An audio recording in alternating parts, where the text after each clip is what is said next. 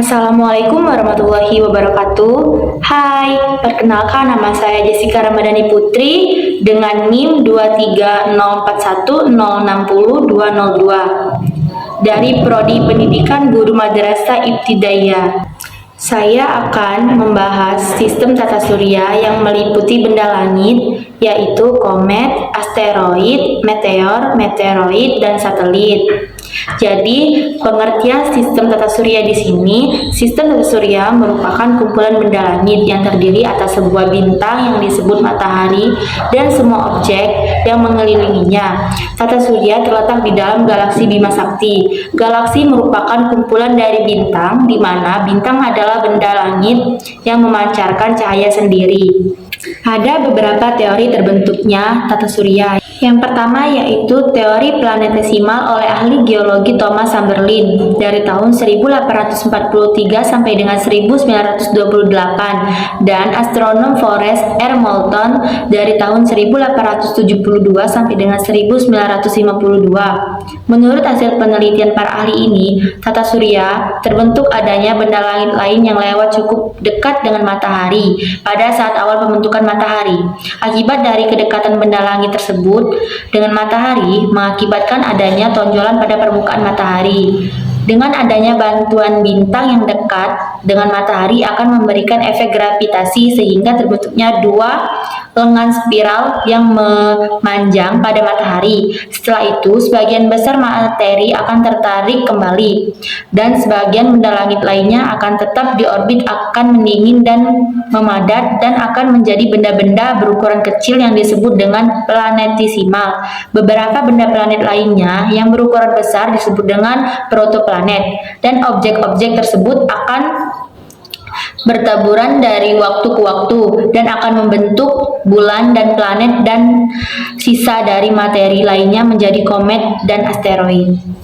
Teori yang kedua yaitu teori awan debu oleh Carl von Weizsäcker tahun 1940 dan Gerard P. Kuiper tahun 1950. Menurut hasil penelitian para ahli ini, tata surya terbentuk dari gumpalan gas dan debu. Kemudian gumpalan awan mengalami penyumbatan dan pada proses penyumbatan tersebut, partikel-partikel debu akan tertarik masuk ke bagian pusat awan membentuk gumpalan bola dan kemudian mulai terikat yang akan membentuk cakram yang tebal di bagian tengah dan bagian tepinya yang tipis. Lalu partikel-partikel di bagian tengah cakram akan saling menekan dan kemudian menimbulkan panas dan berpijar, dan bagian inilah yang akan menjadi matahari. Sementara itu bagian yang luar akan berputar sangat cepat sehingga akan terpecah-pecah membentuk gumpalan yang lebih kecil, dan gumpalan kecil ini akan terikat dan kemudian membeku yang akan menjadi planet-planet.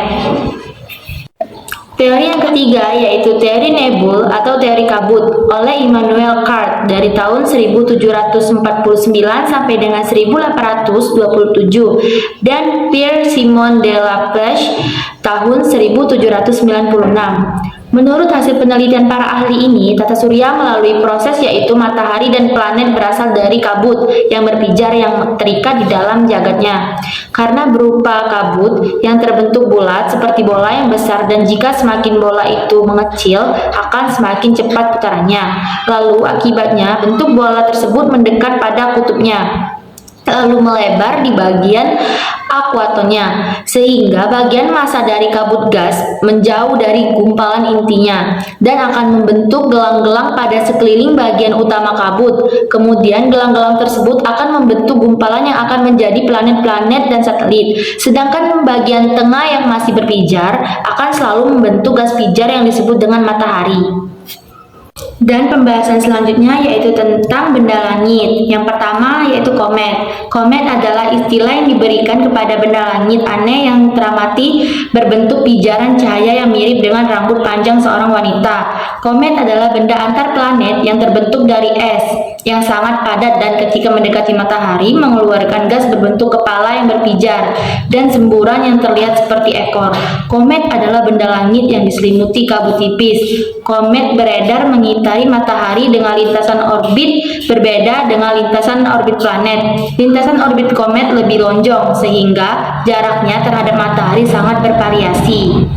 Yang kedua yaitu asteroid. Asteroid merupakan kumpulan dari ribuan planet-planet kecil dan pecahan-pecahan benda angkasa yang membentuk sebuah sabuk belt yang terletak di antara planet Mars dan planet Jupiter. Asteroid sebagai batas antara planet dalam dan planet luar. Kadang-kadang asteroid ini disebut juga planetoid atau planet kecil. Contoh gambar asteroid bisa kalian lihat di sini ya teman-teman. Yang ketiga yaitu meteor. Meteor disebut pula sebagai bintang jatuh. Hal ini karena benda-benda angkasa ada kalanya tertarik oleh gaya tarik bumi sehingga masuk ke atmosfer bumi dan bergesekan dengan udara sehingga menjadi panas dan terpijar yang nampak seperti bintang jatuh. Contoh gambar meteor bisa kalian lihat di sini ya. Yang keempat yaitu meteoroid. Meteoroid adalah benda angkasa yang merupakan anggota tata surya yang kemungkinan berasal dari komet dan pecahan-pecahan asteroid. Meteoroid merupakan benda-benda langit yang tergolong kecil ukurannya, yang bergerak mengelilingi matahari dan terdapat pada ruang antar planet. Kadang-kadang meteoroid tertarik oleh gravitasi planet sehingga memasuki atmosfer planet tersebut. Ukuran meteoroid bervariasi mulai dari ukuran sebutir padi hingga ukuran batu besar bulan. Contoh gambar meteoroid bisa kalian lihat di sini. Yang kelima yaitu meteorit. Meteorit dapat diklasifikasikan dalam dua bentuk, yaitu berbentuk logam atau metalik dan berbentuk batuan. Meteorit logam memiliki komposisi unsur pembentuk kira-kira 91% besi, 8% nikel, sejumlah kecil kobalt dan fosfor, serta sisa dari banyak unsur lain. Sedangkan meteorit batuan memiliki komposisi unsur pembentuk kira-kira 36% oksigen, 26% besi, 18% silikon, 14% magnesium, dan sejumlah unsur lainnya. Contoh gambar meteorit bisa kalian lihat di sini.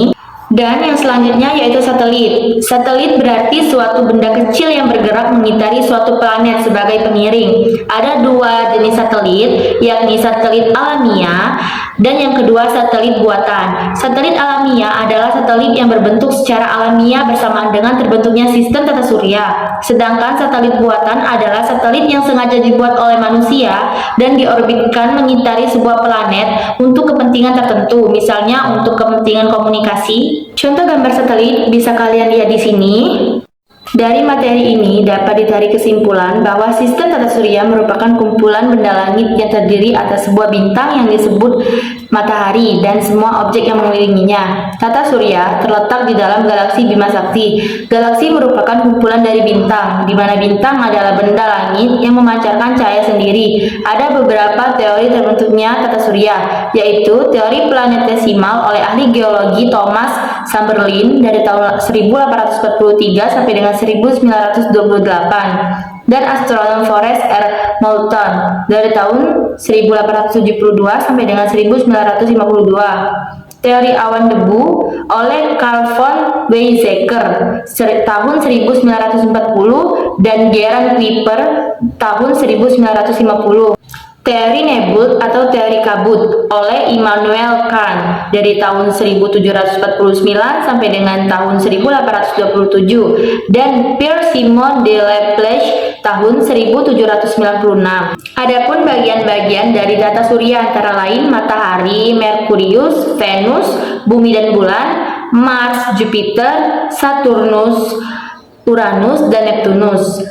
Asteroid merupakan kumpulan dari ribuan planet-planet kecil dan pecahan-pecahan benda angkasa yang membentuk sebuah sabuk belt yang terletak di antara planet Mars dan planet Jupiter. Satelit berarti suatu benda kecil yang bergerak mengitari suatu planet sebagai pengiring. Komet adalah istilah yang diberikan kepada benda langit aneh yang teramati berbentuk pijaran cahaya yang mirip dengan rambut panjang seorang wanita.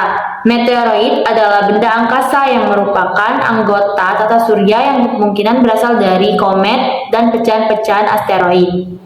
Sekian pembahasan materi dari saya. Apabila ada kekurangan dan salah kata saya mohon maaf. Kepada Allah saya mohon ampun. Saya akhiri. Wassalamualaikum warahmatullahi wabarakatuh. Terima kasih.